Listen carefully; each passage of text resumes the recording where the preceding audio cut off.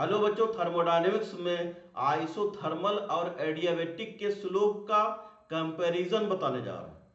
तो comparison of slope of isothermal and adiabatic. Isothermal process में temperature constant होता है। Ideal gas equation PV equal to NRT होता है, जिसमें टेम्परेचर कांस्टेंट है तो पीवी इक्वल टू कांस्टेंट, ये प्रोसेस इक्वेशन है। इसमें पीवी डायग्राम ऐसे बनता है आइसोथर्मल प्रोसेस में। तो slope of isothermal equal to minus P by V, इसको डिफरेंशिएट करेंगे, स्लोप फाइंड करेंगे तो माइनस पी बाई वी आता है। Next adiabatic. एडियाबेटिक में हीट कांस्टेंट होता है तो delta Q equal to zero. अब प्रोसेस इक्वेशन होता है PV power gamma equal to constant, तो गामा सीपी बाई सीबी है।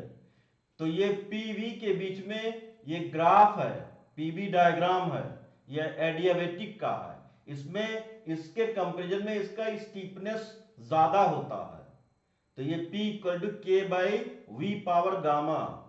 तो इसको डिफरेंशिएट करेंगे तो स्लोप आता है एडियाबेटिक का minus gamma P by V आता है।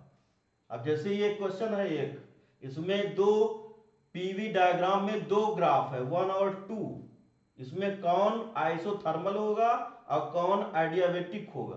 तो जिसका स्टीफनेस ज्यादा होगा वो एडियाबेटिक होगा।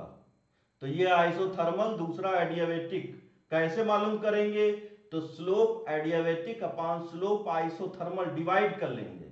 तो इसमें आता है slope adiabatic equal to gamma slope isothermal. तो एडियाबेटिक की स्लोप ज्यादा होती है, ये ज्यादा स्टीपर होता है, तो एडियाबेटिक ग्राफ ये हो जाएगा और आइसोथर्मल ये हो जाएगा। Next, slope adiabatic equal to minus gamma P by V. तो slope adiabatic is directly proportional to gamma, this is most important formula. जिसका गामा ज्यादा होगा वो ज्यादा, उसका स्लोप ज्यादा होता है। जैसे पीवी डायग्राम में ये फर्स्ट और सेकंड ग्राफ है, तो ये फर्स्ट क्या शो करेगा, मोनोटॉमिक गैस या डायटॉमिक गैस शो करेगा। इसको कैसे मालूम करेंगे, तो इसमें gamma equal to 1 plus 2 by F आता है।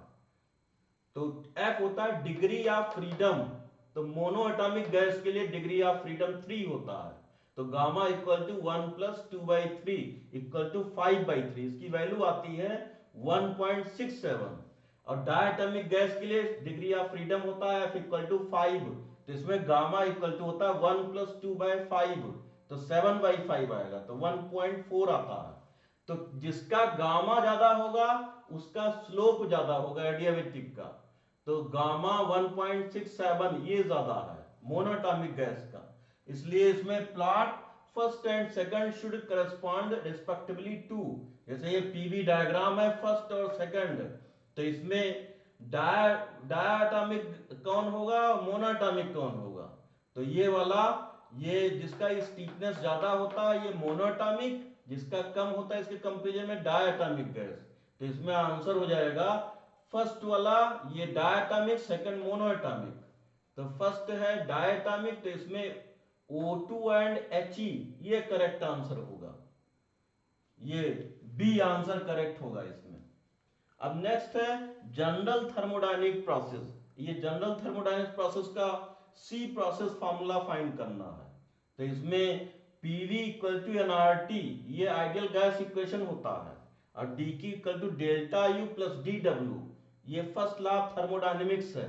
डी क्यू ये हीट है, delta U change in internal energy, ये वर्क डन है। तो इसको हम ऐसे लिख सकते हैं N C D T equal to N C V D T plus P D we.